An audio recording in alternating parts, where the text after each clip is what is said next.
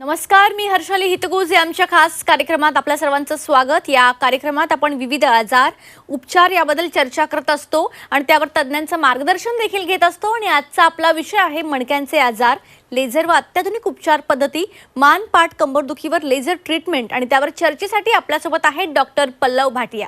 Doctor, स्वागत आहे। नमस्कार। पुण्यातील रोबोटिक नी रिप्लेसमेंटसाठी सुप्रसिद्ध असलेल्या लोकमान्य हॉस्पिटलमधील डॉक्टर पल्लव भाटिया हे अग्रगण्य मणका विकार तज्ञ सर्जन म्हणून कार्यरत आहेत। कुशाग्र बुद्धिमत्ता, जिज्ञासूपणा, कामाप्रती असलेली श्रद्धा, कौशल्यपूर्ण अशी शस्त्रक्रिया अशी काही त्यांची वैशिष्ट्ये आपल्याला सांगता येतील। अंदाजे 3000च्या वर मणक्यांच्या शस्त्रक्रियांचा प्रचंड असा अनुभव त्यांच्या पाठीशी आहे। पुणे येथे लोकमान्य हॉस्पिटलच्या निगडी, चिंचवड, सेनापती बापट रोड, स्वारगेट या हॉस्पिटल्समध्ये ते कार्यरत आहेत। सोबतच लोकमान्यच्या मुंबई, पुणे, औरंगाबाद, जळगाव, अहमदनगर, सातारा, कराड, संगमनेर, नाशिक, सोलापूर, बारामती, पुणे, नाशिक रोड, आळेफाटा, राजगुरुनगर आणि बुलढाणा या ठिकाणीही त्यांची ओपीडी असते। लोकमान्य हॉस्पिटलने नुकताच 12,000 रोबोटच्या सहाय्याने केल्या जाणाऱ्या नी रिप्लेसमेंटचा टप्पा यशस्वीपणे पूर्ण केलेला आहे। Lokmanya hospital for special surgery हे सर्व प्रकारच्या अत्याधुनिक सर्जरी होणारे देशातले अग्रगण्य हॉस्पिटल आहे। चला तर मग आता विषयाला सुरुवात करूयात। तर डॉक्टर, सगळ्यात पहिला प्रश्न, पाठीची रचना नेमकी कशी असते आणि पाठीचा कणा जो काही असतो त्याची रचना कशी असते? तर त्याच्यासाठी मी हा एक मॉडेल घेऊन आलोय। तर त्याच्यामध्ये तुम्हाला दिसेल की हे पाठीचे जे मणके असतात ते अशा टाईपचे दिसतात। टोटल आपल्या मणक्यांमध्ये टोटल 33 मणके असतात। तर हा जो मणक्याचा स्वरूप आहे तो असा दिसतो। त्याचे दोन जे मणके आहेत ते दोन्ही मणक्यांच्या मध्ये ही गादी असते, डिस्क, ज्याला आपण डिस्क म्हणतो। आणि दोन्ही मणके मागच्या ह्याच्यानी हे जो जॉईंट दिसतोय आपल्याला त्याला फॅसेट जॉईंट म्हणलं जातो। त्या फॅसेट जॉईंटनी दोन्ही मणके असे जोडले जातात। आणि दुसरा मेन म्हणजे आपला जो मणके दिसतात त्याच्यामध्ये एक सुरंगसारखं असतं, त्याच्यातून मज्जारज्जू, ज्याला आपण स्पायनल कॉर्ड म्हणतो, ते पास होते। आणि प्रत्येक लेवलला स्पायनल कॉर्डचे रूटलेट्स निघतात। रूटलेट्स म्हणजे नसा निघतात। आणि मानेचे जे नसा आहेत त्याची सप्लाय हातापर्यंत असते आणि कमरेचे जे नसा आहेत त्याची सप्लाय पायापर्यंत असते। डॉक्टर, आपण बघतो की आजकाल बरेच वेळा पाठीच्या मणक्याचे त्रास खूप प्रमाणात वाढत चालले, तर याचं नेमकं काय कारण आहे, काय सांगाल? तर हे कसं आहे, 4 टाईपचे लोकांना असा त्रास होतो। एक तर ज्यांच्या खूप बैठक काम आहे, एका ठिकाणी बसून काम आहे, अशा टाईपच्या लोकांमध्ये आपली जी गादी आहे जी मी तुम्हाला दाखवली ती झिजली जाते, त्याची जनरेशन, त्याची झीज वाढते। आणि जर ते कंटिन्युअस सेटिंग वर्क असेल तर झीज होऊन अशी गादीतून आपल्याला त्रास होतो। दुसरे टाईपचे लोक असतात ज्यांच्या खूप वाकून किंवा जड काम असतो।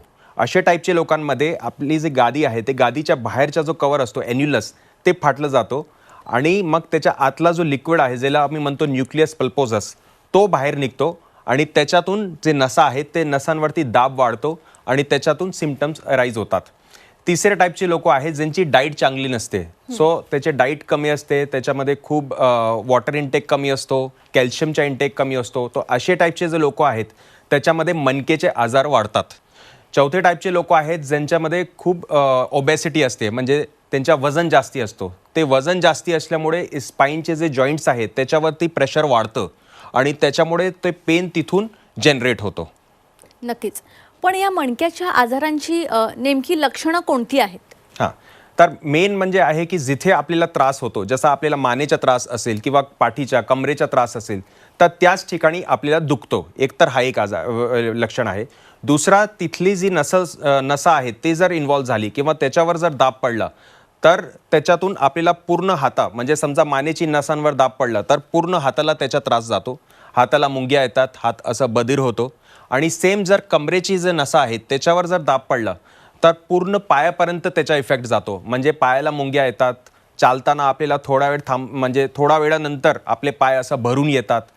त्याच्यामुळे पेशंट कसं आहे, लोक जास्ती चालू शकत नाही, त्यांना उभा राहिल्यावर त्रास होतो। हा तर मेन सिम्पटम्स आहेत।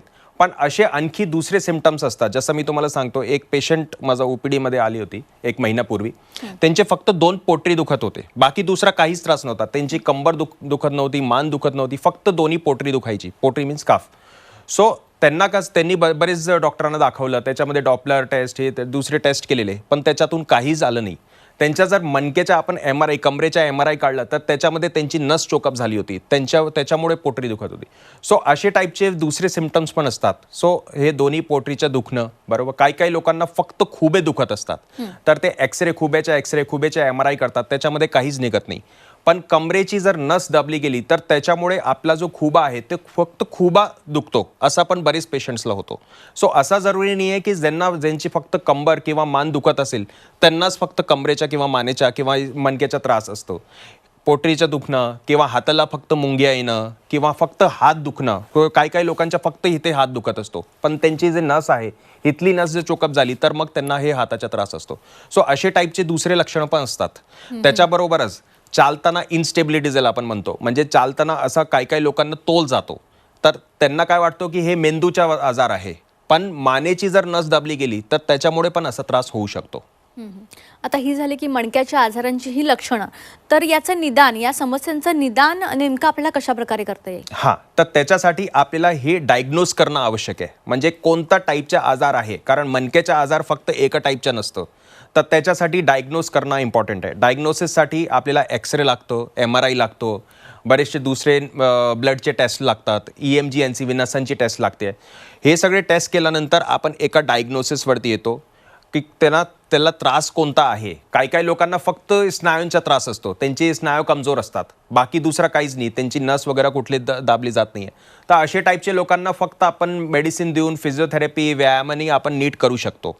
काही लोकांना स्पाईनचे जे जॉईंट असतात, जे मी तुम्हाला दाखवलेले, त्याचा त्रास असतो. तर जसं मी तुम्हाला ह्याच्यामध्ये दाखवते, एका पेशंटला स्पाईनचे जे जॉईंट असतात त्याच्यामध्ये आर्थरायटिस झाला होता. तर आर्थरायटिस म्हणजे जसं आपल्या गुडघ्याचे जॉईंट असतात, गुडघ्याचे सांधे असतात, त्याच्यामध्ये जसं आर्थरायटिस होतो तसाच टाईपच्या मणकेचे किंवा कमरेचे जे सांधे असतात त्याच्यामध्ये सुद्धा आर्थरायटिस होऊ शकतो, जसं मी तुम्हाला याच्यामध्ये दाखवतोय. तर आर्थरायटिस जर असं काही झालं तर मग तिथे आपण लोकली एक इंजेक्शन देऊ शकतो जॉईंटमध्ये. जॉईंटमध्ये आपण तो इंजेक्शन दिला तर इंजेक्शन देऊन तो जो आर्थरायटिसचा जो पेन आहे तो पेन बराचसा कमी होऊ शकतो. आणि अशी जॉईंटला मग नंतर एक प्रोसिजर असते जे आपण लेझरद्वारा करतो. लेझरद्वारा आपण तो जॉईंट ॲब्लेट करून त्यांना पूर्ण पेन रिलीफ देऊ शकतो. बरोबर. डॉक्टर, स्लिप डिस्क म्हणजे काय असतं? स्लिप डिस्क हे खूप मेन आणि खूप कॉमन आजार आहे मणक्यांच्या ह्याच्यामध्ये. ऑलमोस्ट आमचे जे पेशंट्स असतात त्याच्यामध्ये 70 to 80 पेशंट्सला हा स्लिप डिस्कचाच प्रॉब्लेम असतो. त्याच्यामुळे आम्ही स्लिप डिस्कला एक ह्याच्यामध्ये क्रायटेरियामध्ये 4 टाईप्समध्ये डिवाईड केलेला आहे, 4 टप्प्यामध्ये डिवाईड केलेला आहे. पहिला जो टप्पा आहे त्याच्यामुळे स्लिप डिस्कमुळे 25% जी नस आहे ती दाबली जाते. तर ही सुरुवात असते, हे ग्रेड 1 आम्ही ह्याला म्हणतो. असे टाईपचे जे पेशंट्स आहेत त्यांना आपण मेडिसिननी, फिजिओथेरपीनी टोटली नीट करू शकतो, टोटली बरी करू शकतो. दुसऱ्या टप्प्याचा जो पेशंट्स असतात त्याच्यामध्ये स्लिप डिस्कमुळे जे आपली जे नस आहे ते 25 ते 50% ती नस दाबली जाते. तर असे टाईपचे लोकांमध्ये आपण एक लेझरची शस्त्रक्रिया आहे ती केली जाते, ते मी दाखवतो तुम्हाला. तर लेझरची जे शस्त्रक्रिया आहे त्याच्यामध्ये आपण जी डिस्क इन्व्हॉल्व झाली आहे, समजा 4थ्या आणि 5व्या मणकेची जी गादी आहे ती गादी इन्व्हॉल्व झाली आहे, तर ते जे गादी आहे त्याच्यामध्ये आपण एक प्रोबसारखा असतो, एक निडलसारखा प्रोब असतो, ते प्रोब टाकला जातो आणि प्रोब जे आहे ते डिस्कमध्ये जर गेलं तर मग त्याच्यातून डिस्कचा जो आतला लिक्विड आहे ते लिक्विड तो प्रोबनी ॲब्झॉर्ब होतो आणि मग त्याच्यामध्ये जे प्रोब नु जे ॲब्झॉर्प्शन आहे त्या ॲब्झॉर्प्शननी आतली जे सूज आहे ती सूज कमी होते आणि त्याच्यानी जे डिस्क आहे ते डिस्क नॉर्मल जागावर येऊ शकते. सो अशा पेशंट ज्यांच्यामध्ये 25 to 50% ब्लॉकेजेस असतात तर त्यांना आपण लेझरची शस्त्रक्रियाद्वारे नीट करू शकतो. तिसरे टाईपचे टप्पेचे जे पेशंट असतात ज्यांना त्यापेक्षा जास्ती त्रास असतो तर त्यांच्यामध्ये 50 to 75% नसांच्या ब्लॉकेज असतो, तर त्या केसमध्ये इधर लेझरची शस्त्रक्रिया किंवा आपण एंडोस्कोपीद्वारा ती डिस्कचा जो मटेरियल आहे ते मटेरियल आपण काढू शकतो. तर असे टाईपचे पेशंटमध्ये आपण एंडोस्कोपिक डिस्क काढण्याची जे पद्धत आहे ते पद्धत केली जाते. तर त्यामध्ये आपण दुर्बीनद्वारा ते जे एंडोस्कोप आहे ते एंडोस्कोप आतमध्ये घातला जातो आणि ते एंडोस्कोपनी फक्त आपण ती जी गादी आहे ते गादीचा तेवढा पीस आपण काढू शकतो. तर तो पीस काढल्यानंतर एकदा तो पीस काढलं की त्याच्या नसांवरती जो दाब आहे तो दाब निघून जातो आणि पेशंटचा जो त्रास आहे तो त्रास पूर्णपणे नॉर्मल होऊ शकतो. तर डॉक्टर, बरेच तुमच्याकडे पेशंट असतील तर तुम्ही कशाप्रकारे त्यांच्यावर ट्रीटमेंट केली आणि कशा पद्धतीने त्यांना ट्रीटमेंटचा फरक पडला याची काही उदाहरणं तुमच्याकडे असतील तर आम्हाला दाखवा. हां, तर मी तुम्हाला दाखवतो. हे बरेचसे पेशंट आहे, जसं मी तुम्हाला आधी दाखवलं होतं, आधी सांगितलं होतं की आम्ही एंडोस्कोपनी म्हणजे दुर्बीनद्वारा आपण जे डिस्क बाहेर आलेली आहे, समजा काही काही केसेसमध्ये ज्यांच्यामध्ये 100% समजा नस ब्लॉक झाली, तर अशा केसेसमध्ये आपण दुर्बीनद्वारा ती जी गादी आहे, ती जी डिस्क आहे, ती डिस्क आपण काढू शकतो. तर त्याचा हा एक व्हिडिओ आहे. तर याच्यामध्ये तुम्हाला दिसतंय की ही इथे जी गादी आहे ती गादी सरकलेली आहे. तर ह्या गादीला आपल्याला काढायचं आहे. तर त्याच्यासाठी आपण ही जी दुर्बीन ती तुम्हाला दिसते ते दुर्बीनद्वारा आपण फक्त त्या गादीवरती डायरेक्टली आपण त्याच्यावरती आलोय.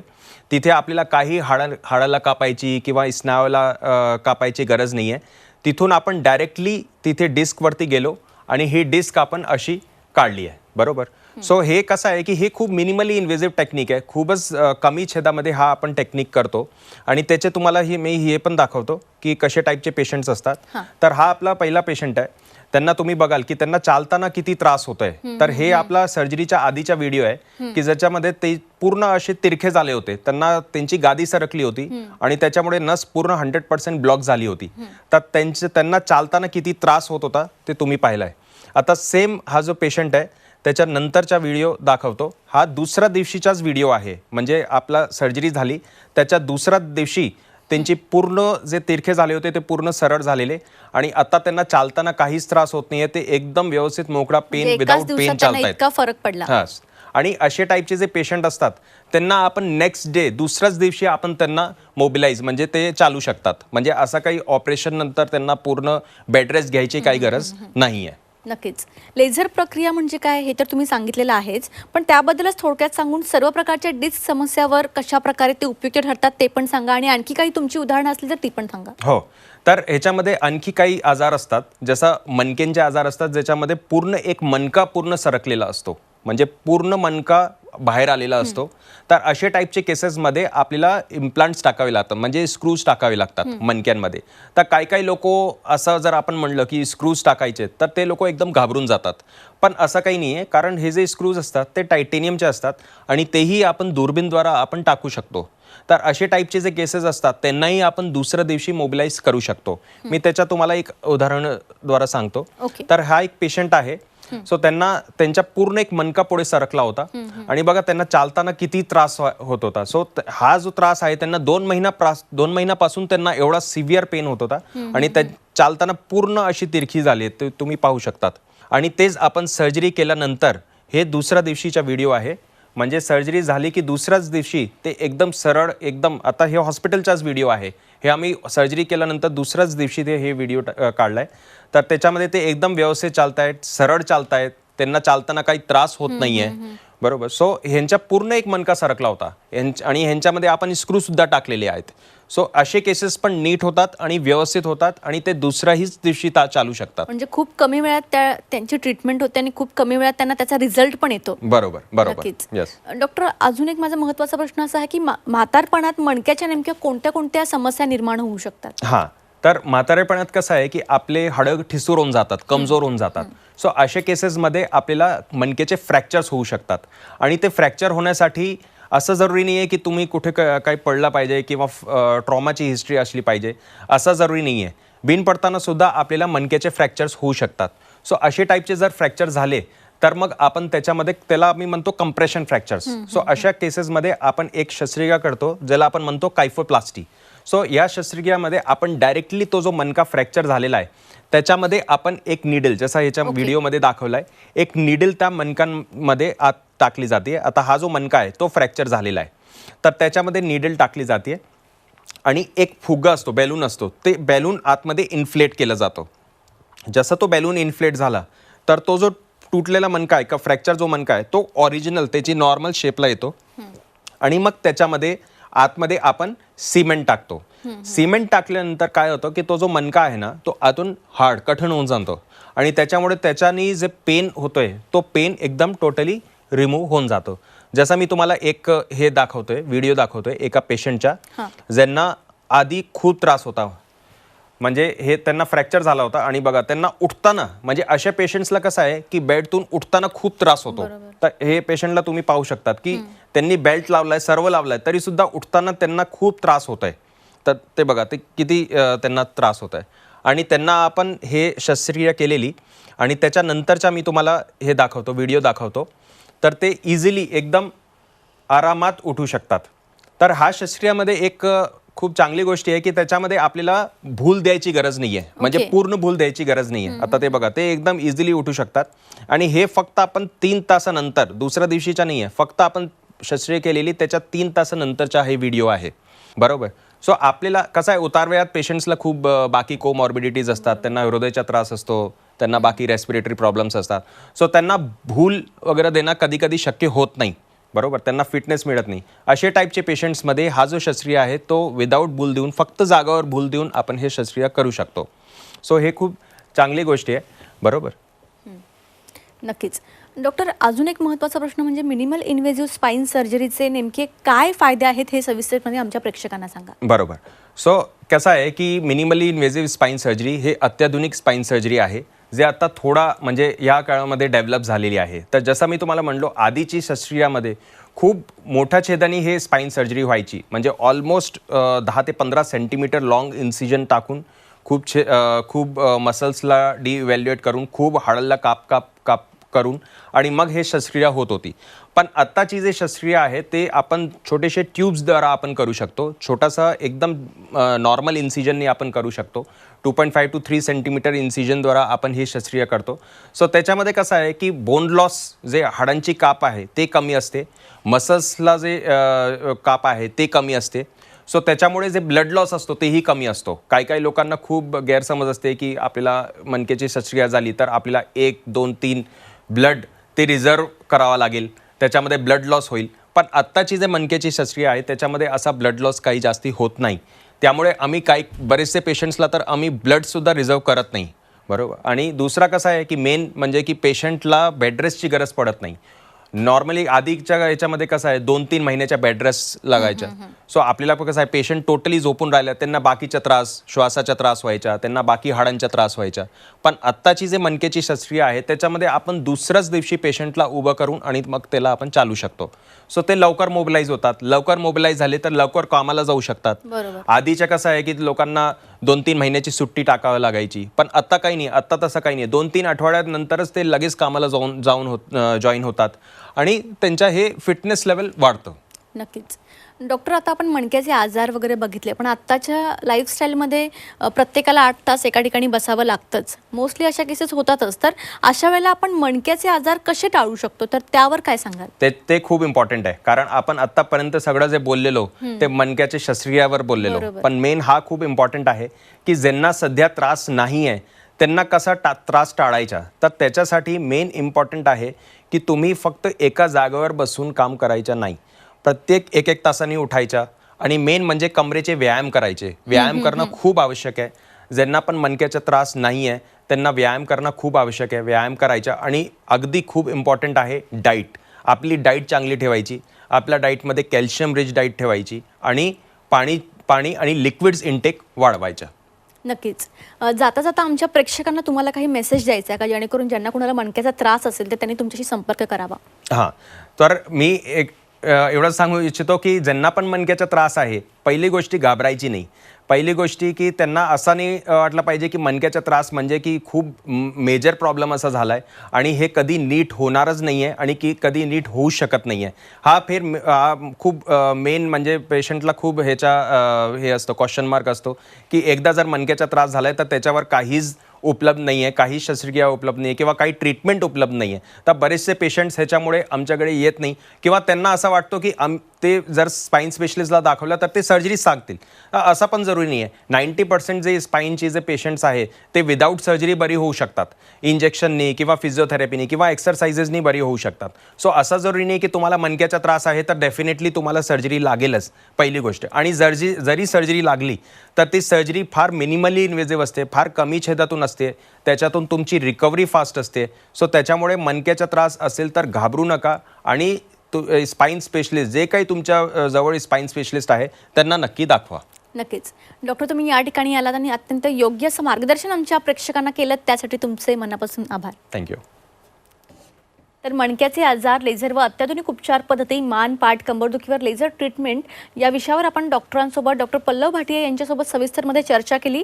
तुम्हाला मणक्याच्या कोणत्याही समस्या असतील, काहीही त्रास असेल तर लोकमान्य हॉस्पिटलला नक्की व्हिजिट करा. डॉक्टर पल्लव भाटिया यांच्याकडे ट्रीटमेंट घ्या, कारण का आत्ताच आपण बरेच असे व्हिडिओज बघितले ज्यामध्ये प्रत्येक पेशंट ट्रीटमेंटनंतर अवघ्या 1 दिवसात 3 तासामध्ये बरा झालेला आहे आणि आपल्या डेली रुटीन त्याने फॉलो केलेला आहे. तर तुम्ही कोणताही त्रास असेल तर या ठिकाणी स्क्रीनवर जे नंबर फ्लॅश होत आहेत त्यावर संपर्क करायला विसरू नका. कार्यक्रमात आता वेळ झाली इथेच थांबण्याची. ताज्या बातम्यांकरिता पाहत रहा C24 तास.